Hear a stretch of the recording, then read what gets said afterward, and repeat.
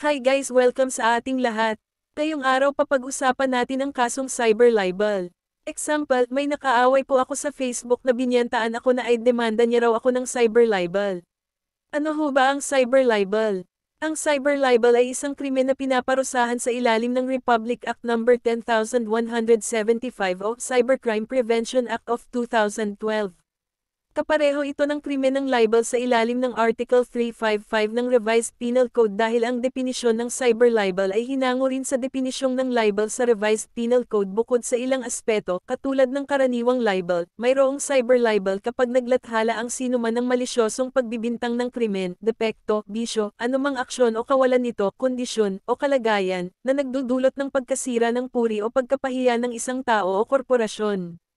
Ang pinagkaiba lang ng cyber libel ay mas malubha ang parusa nito dahil sa paggamit ng information and communication technology katulad ng internet sa paglalathala.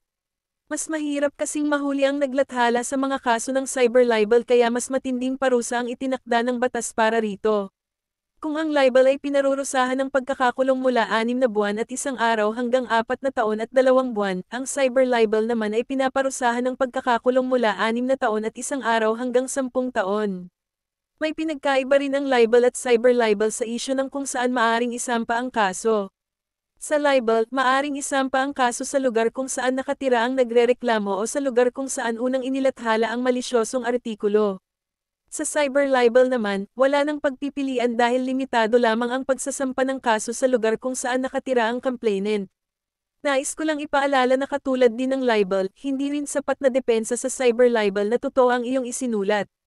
Basta't mapatunayan na malisyoso ito at nagdudulot ng pagkasira ng puri o pagkapahiya ng isang tao ay makukulong ka pa rin. Sa Revised Penal Code, ang multa ng kasong libel ay 200 hanggang 6,000 piso.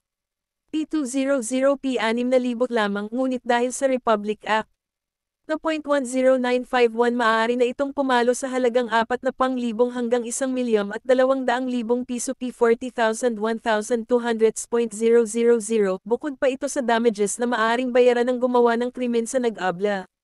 Pwede ka bang makasuhan ng cyber libel kung totoo naman ang pinost mo? Batay sa batas, itinuturing pa ring malisyoso ang isang nakakasirang post kahit ito'y may katotohanan.